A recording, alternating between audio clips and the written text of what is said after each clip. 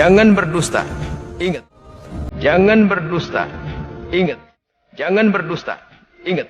Yang berdusta dalam urusan ini akan ada musibah dari Allah. Akan musibah dari Allah besar buat Anda. Islam dengan mengatakan Islam itu agama Arab. Nah, yang kedua, mereka katakan Islam itu agama pendatang. Tunggu dulu kalau kita mau bicara soal pendatang. Islam itu agama dari Allah. Bumi ini ciptaan Allah. Bumi ini milik Allah. Sehingga dimanapun Islam itu hadir di atas muka bumi ini, Islam tidak pernah menjadi pendatang.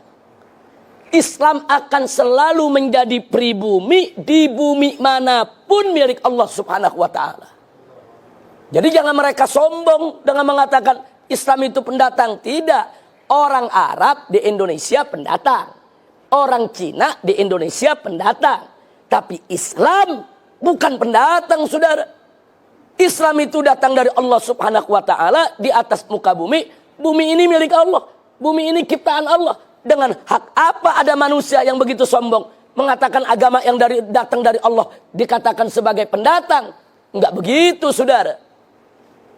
Nah, jadi ini berbahaya sekali. Ingin mengecilkan peran Islam, ingin mengecilkan nilai Islam. Dia ingin bermain kata-kata. Nah, kemudian selanjutnya dia katakan karena Islam ini pendatang dari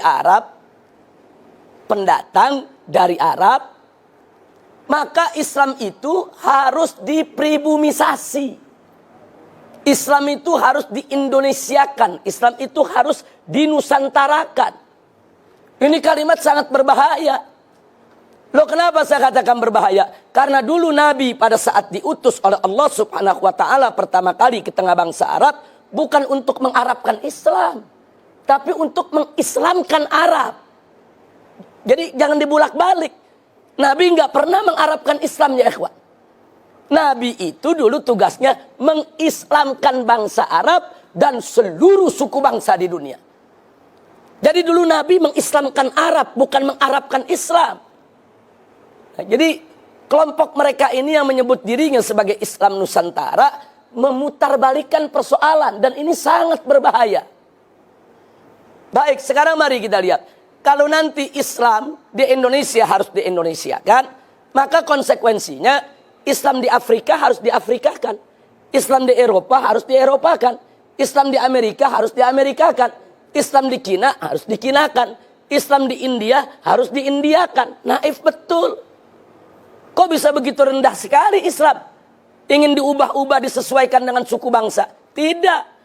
Dulu Nabi alaihi salatu wassalam dan para sahabatnya radhiyallahu ta'ala anhum, dan para tabi'in, para tabi'it tabi'in, serta ulama yang datang setelah mereka, saudara, mereka berjuang menyebarluaskan Islam. Mereka Islamkan Arab, Islamkan Persia, Islamkan India, Islamkan Cina, Islamkan Amerika, Islamkan Eropa, Islamkan Afrika, dan mengislamkan Nusantara.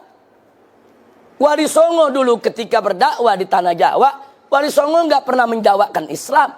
Wali Songo nggak pernah menusantarakan Islam. Justru Wali Songo mengislamkan tanah Jawa dan mengislamkan Nusantara. Nah, ini sengaja saya tekankan karena mereka ingin mengkerdilkan Islam seolah-olah ini cuma urusan orang Arab. Sebetulnya yang mereka mau serang bukan Arab, mereka mau serang Islam.